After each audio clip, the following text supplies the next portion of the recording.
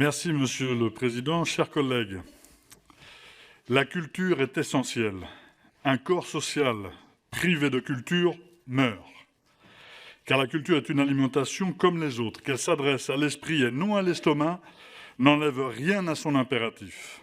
Elle porte en elle une part de notre humanité. La culture et la liberté sont deux facettes de cette humanité consciente. La culture est l'antidote absolu contre les obscurantismes. Il n'est pas de liberté sans culture. Il est temps de reconnaître aux serviteurs des arts et de la culture une place aussi essentielle dans la société que la culture elle-même. La crise sanitaire que notre pays traverse agit comme un révélateur et un accélérateur des difficultés rencontrées par les artistes-auteurs notamment. La fermeture des lieux de diffusion et de création a entraîné une dégradation sans précédent de leur situation sociale. Depuis un an, celles et ceux qui donnent du sens à nos vies s'enfoncent dans la pauvreté. Ainsi, nous portons l'ambition d'un domaine public commun, maillon d'une chaîne de 3 propositions de loi portées par le groupe La France Insoumise, visant à doter les artistes-auteurs d'un véritable statut social et à améliorer les conditions de vie et de création des professionnels des arts et de la culture. En premier lieu, nous constatons l'immense précarisation d'un nombre conséquent d'artistes, parfois dans des domaines artistiques entiers. Cette précarité est particulièrement manifeste dans les arts plastiques et visuels, d'une part, et dans l'édition, d'autre part. À titre d'exemple, un dessinateur ou une dessinatrice de bande dessinée sur 2 perçoit un revenu inférieur au SMIC. Un tiers d'entre eux vit sous le seuil de pauvreté. La force publique doit donc donner la possibilité aux artistes de vivre dignement de leur art. C'est la raison pour laquelle nous avons déposé en 2019 une proposition de loi visant à l'institution d'un fonds de soutien à la création artistique permettant de doter nos créateurs de subsides pour qu'ils puissent se consacrer pleinement à leur art sans avoir à cumuler cette activité avec un emploi alimentaire. Le mécanisme proposé serait financé par une taxe de l'utilisation commerciale des œuvres non protégées par le droit d'auteur de 1%. En deuxième lieu, nous alertons sur les difficultés quotidiennes rencontrées par les artistes-auteurs mises en exergue par la crise sanitaire. Au nombre d'environ 270 000 en France, ces derniers sont pour la majeure partie confrontés aux aléas de revenus incertains. Pendant la crise sanitaire, ces créatrices et créateurs se sont retrouvés démunis face à la baisse drastique de leurs ressources financières, leurs revenus artistiques et leurs droits d'auteur n'ouvrant aucun droit à l'assurance chômage. Contrairement aux intermittents et aux artistes-interprètes. De plus, les artistes-auteurs sont nombreux à ne pas avoir pu bénéficier du fonds de solidarité instauré par le gouvernement pour les travailleurs non salariés, du fait des conditions d'octroi du fonds, inadaptées à leurs revenus décalés dans le temps. Face à cette situation urgente, nous avons proposé en 2020 une deuxième proposition de loi visant à la création d'un centre national des artistes-auteurs. En résumé, les objectifs recherchés sont doubles. Une meilleure régulation des relations entre les artistes, auteurs et leurs diffuseurs, ainsi qu'un meilleur respect des droits des artistes et une meilleure protection sociale pour ces derniers.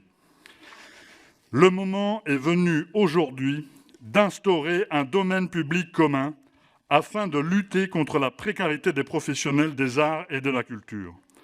La République se doit de reconnaître à leur juste mesure et de protéger les artistes-auteurs en tant que porte-drapeau d'une culture vectrice d'émancipation des individus et d'élévation du collectif humain. Il s'agit d'établir une solidarité intergénérationnelle entre les artistes morts et les artistes vivants, système réclamé par Victor Hugo, qui écrivait à son époque « L'héritier du sang est l'héritier du sang. L'écrivain, en tant qu'écrivain, n'a qu'un héritier. C'est l'héritier de l'esprit. C'est l'esprit humain. C'est le domaine public. » Nos intentions s'inscrivent dans la droite ligne des réflexions menées par Jean Zay.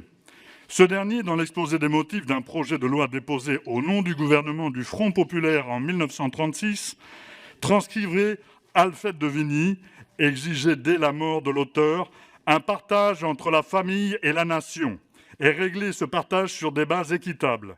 Nous ne pouvons mieux faire que d'adopter celle-ci presque intégralement. Le premier article de la proposition de loi inscrit dans notre droit le principe d'équitable partage entre l'auteur au sens large et ses ayants droit d'une part, et la société d'autre part. Ainsi, durant la vie de l'autrice ou de l'auteur, les droits patrimoniaux sur l'œuvre s'exercent sans changement avec la situation actuelle. À partir du décès de l'autrice ou de l'auteur et pendant 70 ans, une redevance est créée au bénéfice d'un nouveau domaine public commun sur la base d'un partage équitable des droits à percevoir avec les ayants droit.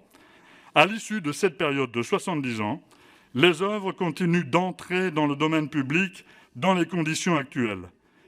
Le second article de la loi traite des dispositifs que nous pourrons mettre en œuvre grâce au système de solidarité intergénérationnelle institué à l'article 1er.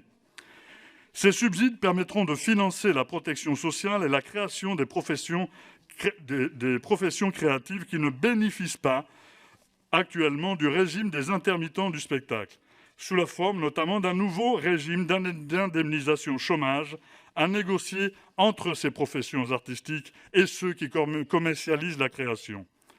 Le sens de notre proposition de loi est donc d'instituer un modèle vertueux permettant à nos artistes-auteurs de vivre dignement grâce à la solidarité de leurs pairs disparus.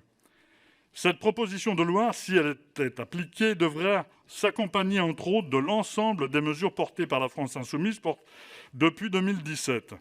Nous préconisons également la création d'un organisme de gestion collective publique et une véritable représentation des artistes-auteurs au sein des instances décisionnelles liées à leur protection sociale.